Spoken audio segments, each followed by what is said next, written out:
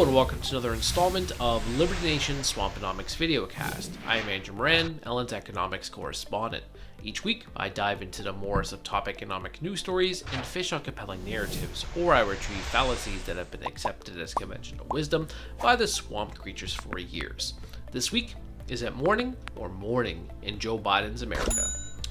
The August jobs report came out and it was uglier than a President Biden's speech. The United States economy created 235,000 new jobs, falling short of the market forecast of 750,000. The unemployment rate fell to 5.2%, while the labor force participation rate was stagnant at 61.7%. While job creation was broader than the July labor snapshot, it still highlighted a key trend: a labor shortage.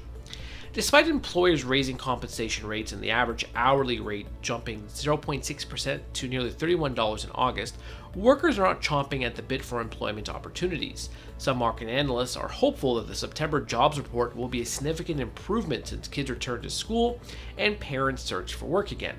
But there's still some consternation over the Delta, Lambda, and now Mu variants.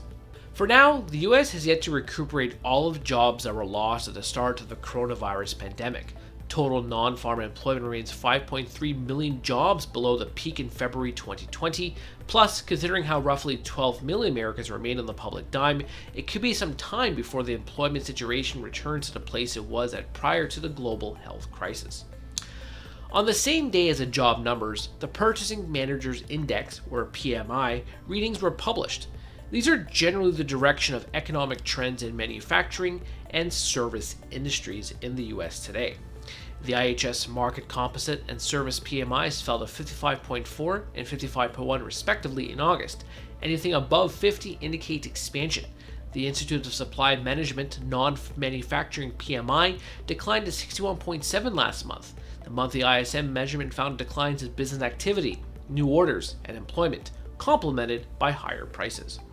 Suffice it to say, the economic recovery might be running out of steam, and to be fair to President Biden, these trends are developing worldwide. China, for example, which has been relatively unscathed by the pandemic compared to other countries around the world, has recorded a contraction in government and private sector readings of manufacturing and non-manufacturing PMIs. And then there is the inflation factor. Consumer inflation is above 5%. Producer prices are north of 8%, and everybody's favorite gouge, the Personal Consumption Expenditure Price Index, is at the highest level since the 1990s. Indeed, it is not wise to make decisions based on a single month's performance. It is better to look at long-term trends. That said, there have been too many months of disappointing numbers this year. So, what does this all mean moving forward? Two things. First, it could force the Biden administration and leading Democrats to advocate for another stimulus package later this year if conditions do not improve.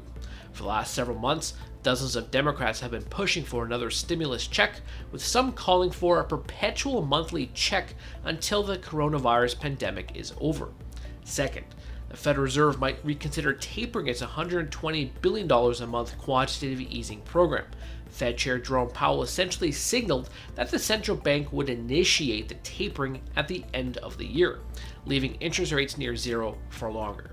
But this has ostensibly been on the condition that the economy had been improving, not stagnating nor losing momentum.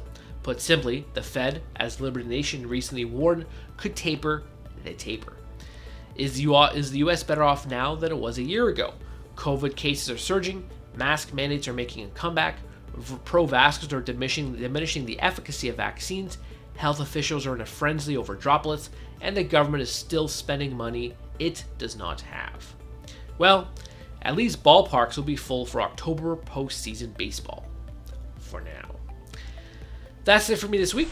Please read my full Swamponomics column, where I discuss more in depth the August jobs report, the Taliban economy, and Bitcoin's resurgence. Thank you. Who are we? We are Americans that believe in liberty. We are a project of the nonprofit One Generation Away. We are patriots who apply the founding principles to the issues of today. And they keep moving the goalposts on us. We are educators and commentators who love America and the Constitution. Who are we? We are Liberty Nation.